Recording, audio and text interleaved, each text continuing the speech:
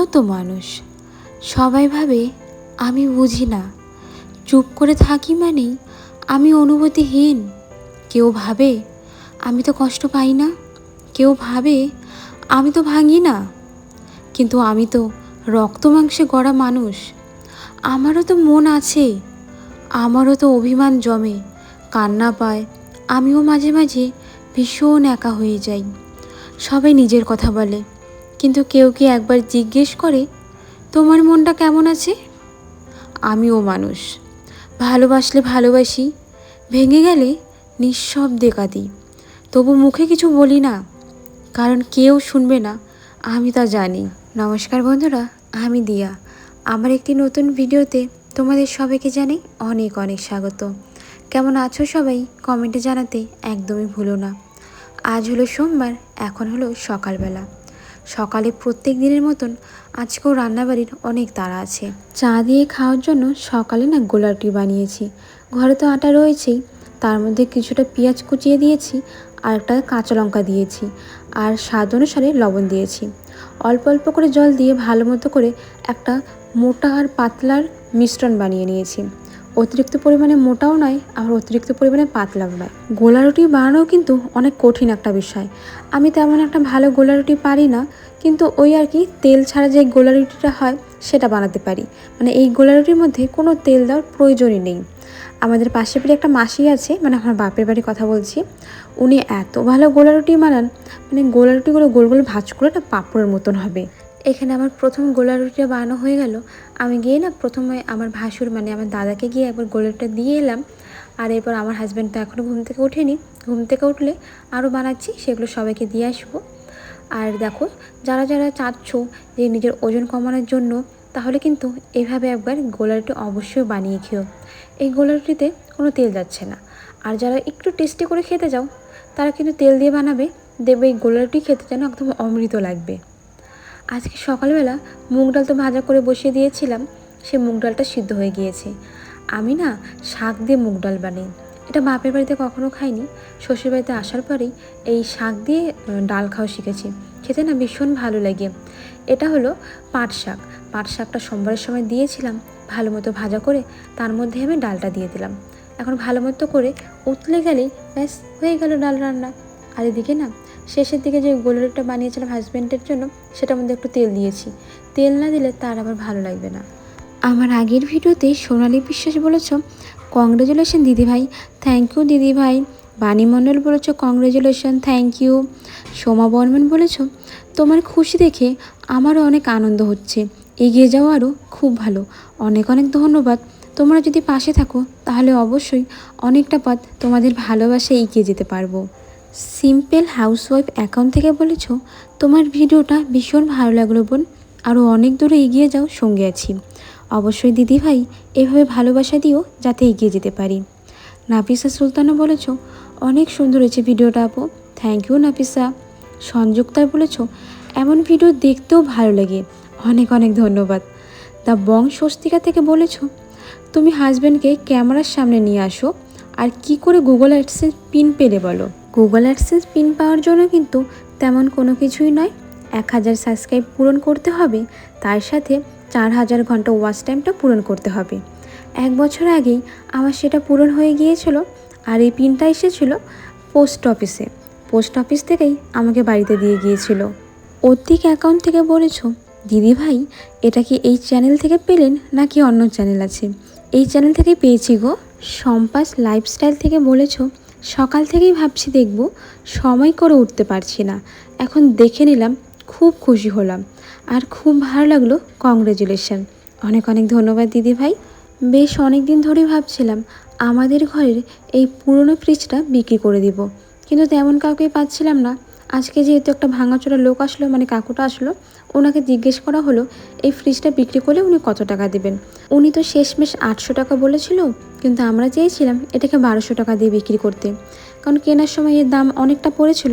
এটা কিন্তু আমাদের নিজেদের ফ্রিজ না, মানে এখন নিজেদের, কিন্তু আমার শাশুড়ি মা যেখানে কাজ করে সেখান থেকে আর কি এটাকে কিনে নিয়ে আসছে। ফ্রিজটা না আমরা বেশি একটা দিন ব্যবহার করতে পারিনি।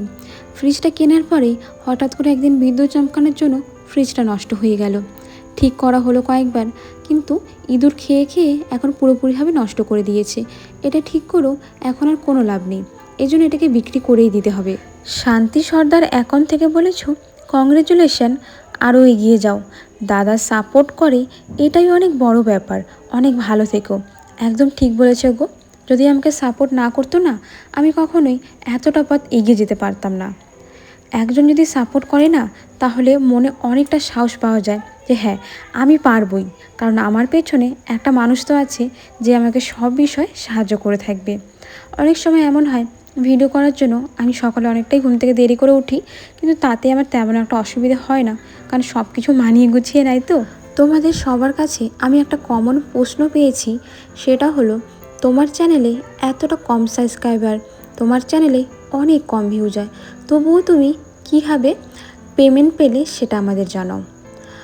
প্রথম কথা হলো, তোমার চ্যানেলে কতটা সাবস্ক্রাইব সেটাতে কোনো ম্যাটার করে না। এমনও হতে পারে তোমার চ্যানেলে 50,000 সাবস্ক্রাইবার, কিন্তু তুমি এখনও পর্যন্ত কোনো পেমেন্ট পাওনি। কেন বলো তো? এতে কিন্তু তোমাদের নিজেদেরই অনেক রকম ভুল থাকে। এই ধরো, কোনো কপিরাইট চলে আসলো, এমন কোনো কাজ করে ফেললে যেটা ইউটিউবের গাইডলাইন্সের বাইরে। ইউটিউবের প্রতিটা নিয়ম যদি না মানো, তোমার অ্যাকাউন্টে কখনোই টাকা ঢুকবে না, সে তোমার লাখে চ্যানেল হোক বা মিলিয়নে, সেটাতে কোনো যায় আসে না। আমার ছোট চ্যানেল হওয়া সত্ত্বেও আমি কি করে 2-3 বারের মতন পেমেন্ট পেয়ে গেলাম, এটা নিয়ে অনেকেই ভাবছো।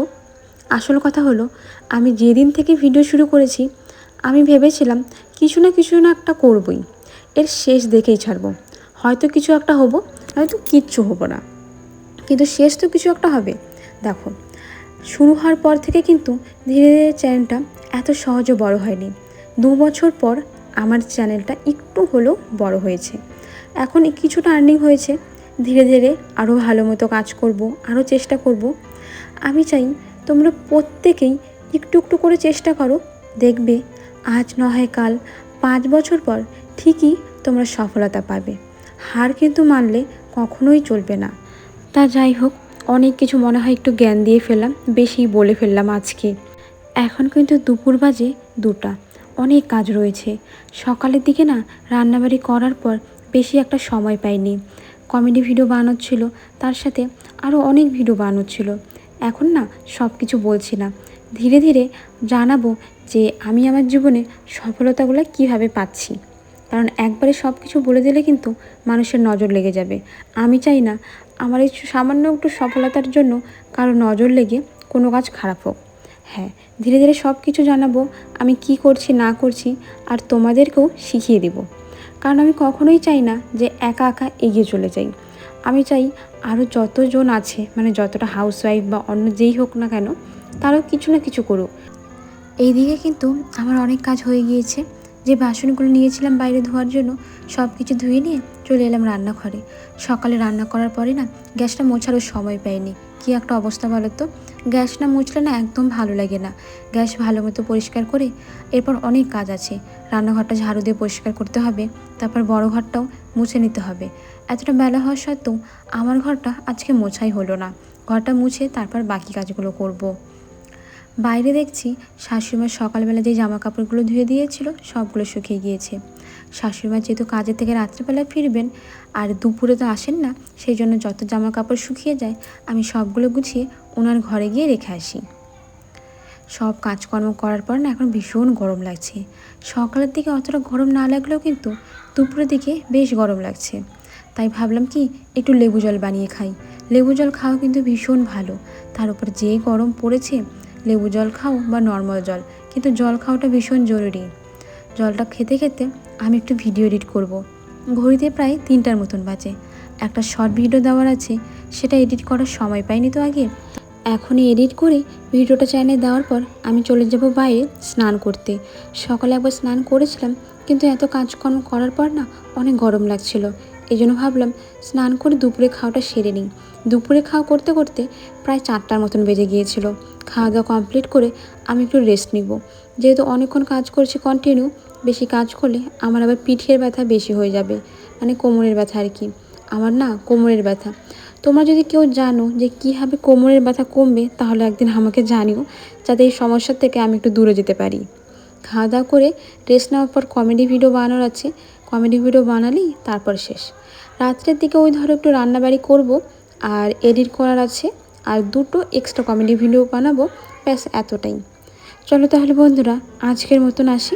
তোমাদের সাথে দেখা হবে নতুন একটি ভিডিওতে, নতুন গল্পের সাথে। সবাই ভালো থেকো, সুস্থ থেকো, সবাইকে টাটা।